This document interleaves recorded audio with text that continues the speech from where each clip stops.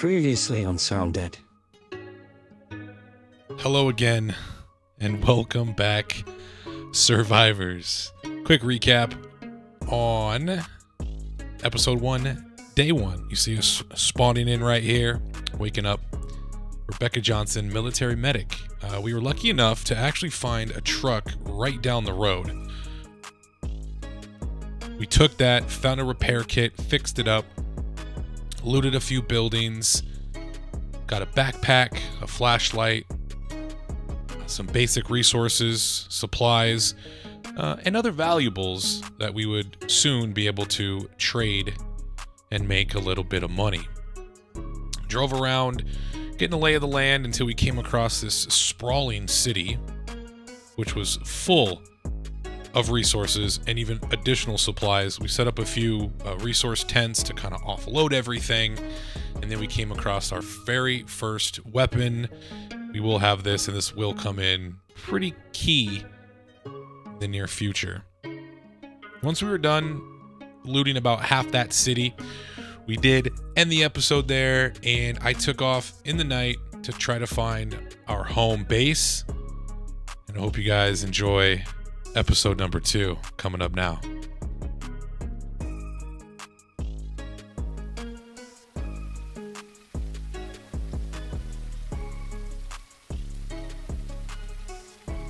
Okay, well, full disclosure, I recorded the entirety, about an hour's worth of content for episode 2, and when it was all said and done, I realized that the microphone was muted the entire time. So that's my fault. I'm gonna show just kind of some clips, and I'll be kind of talking over some of the gameplay here during episode 2. Now, this is the compound that I was talking about in the last episode, the spot that I had envisioned and kind of found out that I wanted to build at. So this is it's kind of like like an empty kind of style abandoned warehouse type of thing. You can see it is 2 levels. Up here will ultimately be, I think, like the bedroom kind of lounge area. And we've got a little workout routine. Maybe get our melee skills up a bit right here. You saw we had our second vehicle, that RV, which is pretty nice. Right now it is just sitting outside and is kind of used for overflow storage until we can get some more crates and buildable items to store our resources and supplies in. We'll be using that. I did place a sleeping bag down here, so we do have a spawn point activated. And throughout this episode, we are kind of getting everything in line to where we can start building. So we will see a little bit of that throughout this gameplay as well. We did come across a few decorations, actually, so we didn't have to buy any of this stuff. And yeah, I don't know, maybe we're going to turn this into like some a consulate or something. Yeah, it's Tripp's presidential compound. No, maybe that's a working title, but anyways, we found another one, so yeah, we put that one up there. And, started making it look like home, making it a little comfy, if you will.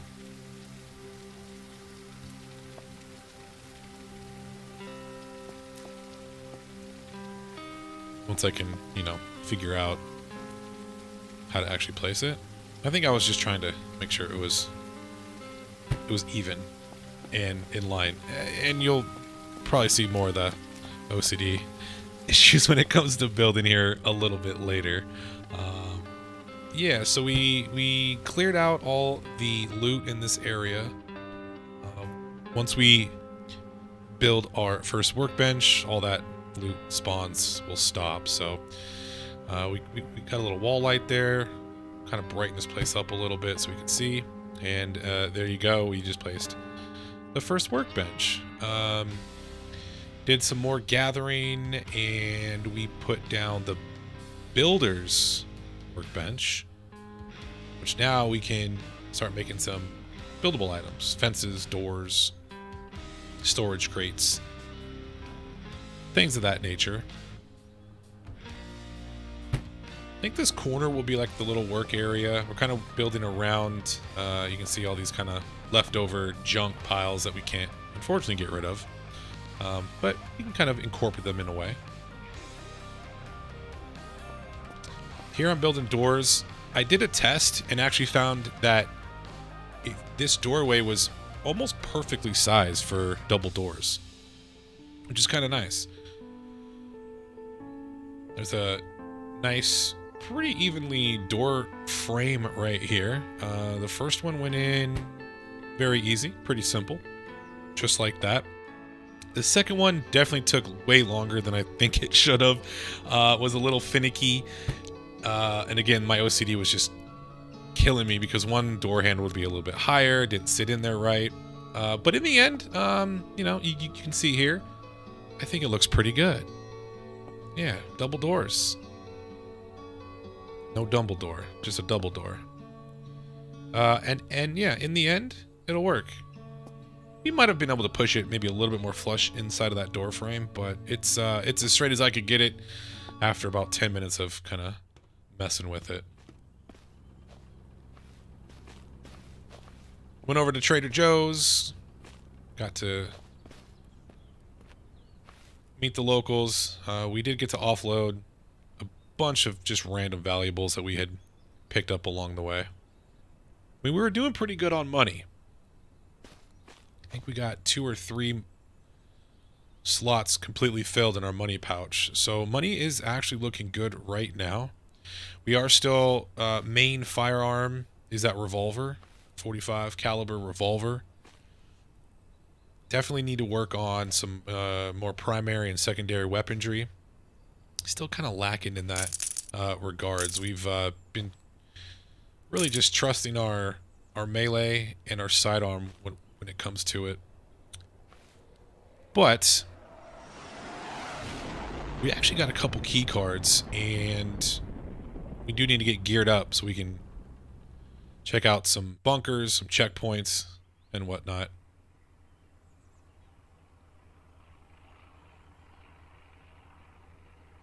And hopefully, one day we'll get to catch one of these airdrops.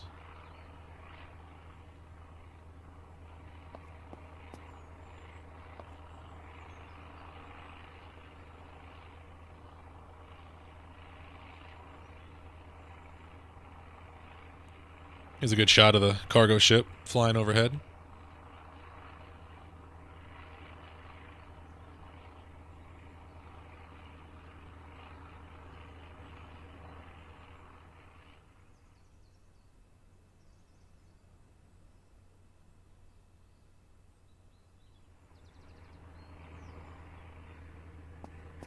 Yep, no drop for us today. Maybe next time.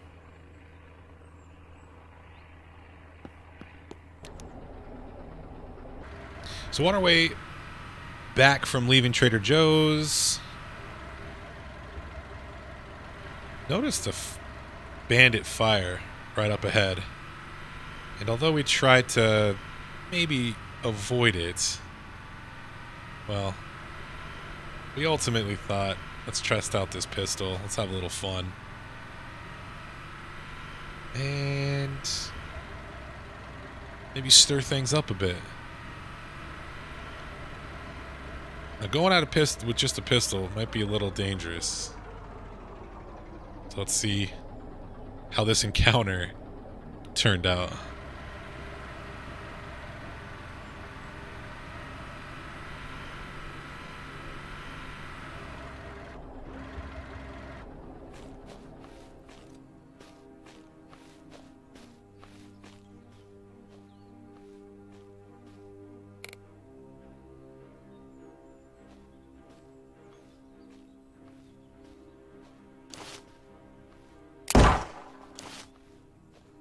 That was an accidental shot.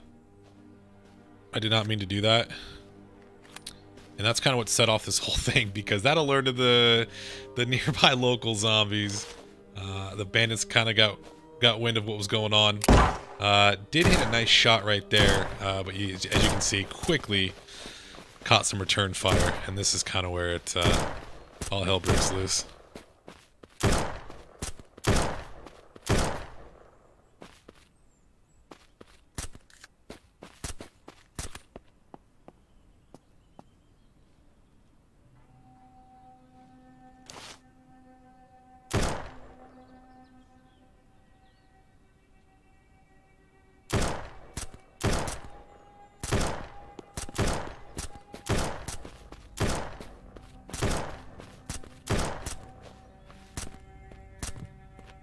I figured that other bandit on the left was preoccupied with those zombies, so I'd go after the other bandits at camp. Hit a few of those shots, missed a couple.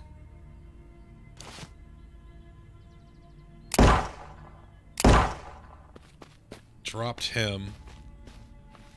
I'm still wondering what was going on with the bandit over on the side where our truck was. Fire stopped, so I was thinking that the zombies got him, but couldn't be sure. So before we pressed on to the bandit camp, we have to go make sure the other two rogues were confirmed dead, and as you can tell, they were not.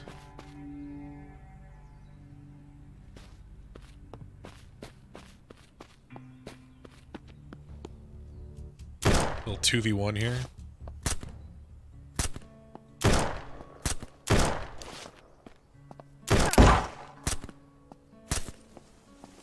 Took a shot, but one down. This guy was kind of squirrely over here. Shooting and moving, shooting and moving. But in the end, just like the rest of them, they went down.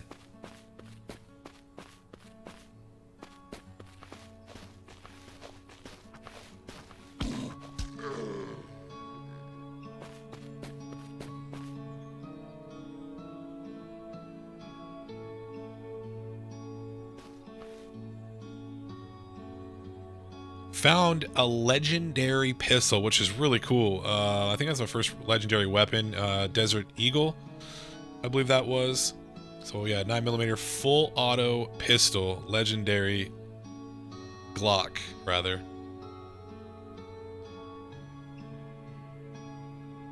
And we'll be putting that to the test and to good use here very, very soon. So that was a nice find off of one of the bodies of the bandit. Don't have a whole lot of 9mm ammo just yet. That's definitely going to be nice to have. I was trying to compare the stats where that revolver actually had higher stats. So we keep our sidearm the same just because we have the 45 caliber ammo. But we're not going to get rid of that legendary Glock, and we'll be equipping it here in the near future.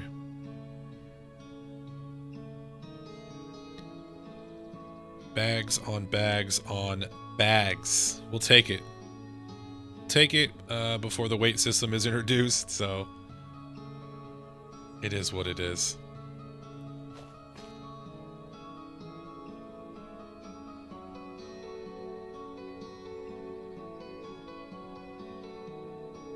And now that we got those bodies looted, we did have our sights set on the actual bandit camp, where we know there's going to be some containers and whatnot. So we start making our way over there.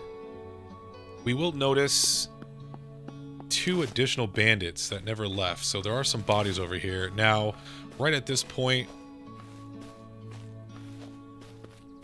we are running a little bit low on ammo. We have 2 bandits to go. We have 6 bullets. But we'll make short work of it.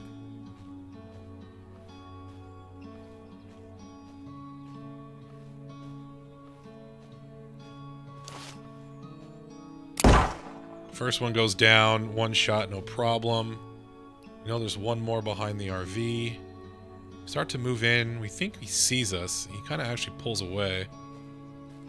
We're looking for an angle, and boom, there he goes. Bandit camp is clear. I rushed in there and then immediately saw the turret and kind of pulled back a little bit. Almost got lit up. There is, I think that's a legendary magazine as well. We'll have to find a weapon for that.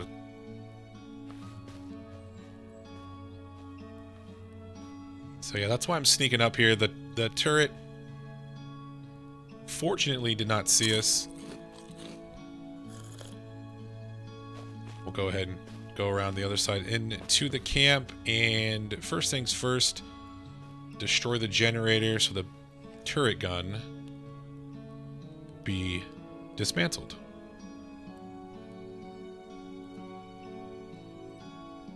Now, I haven't done this before, so I wasn't sure exactly what to expect. I'd figure we go up there and just smack it a few times. I wasn't sure if it was doing anything. It didn't seem like it was until... boom. Which is a pretty cool animation. Yeah, it kind of jolted me back a little ways, but... anyway, there's some more 9mm, which is going to be good for that legendary pistol. Some other military supplies, which will be nice. Got a suppressor. Not sure if we're going to keep that weapon or not, but...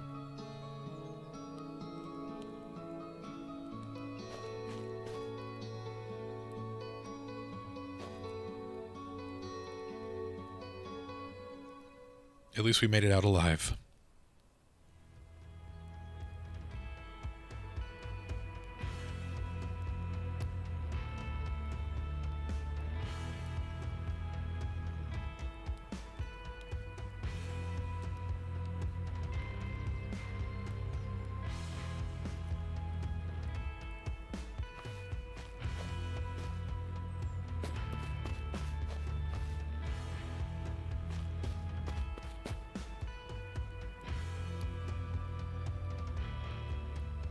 So yeah, that was a successful little loot run there.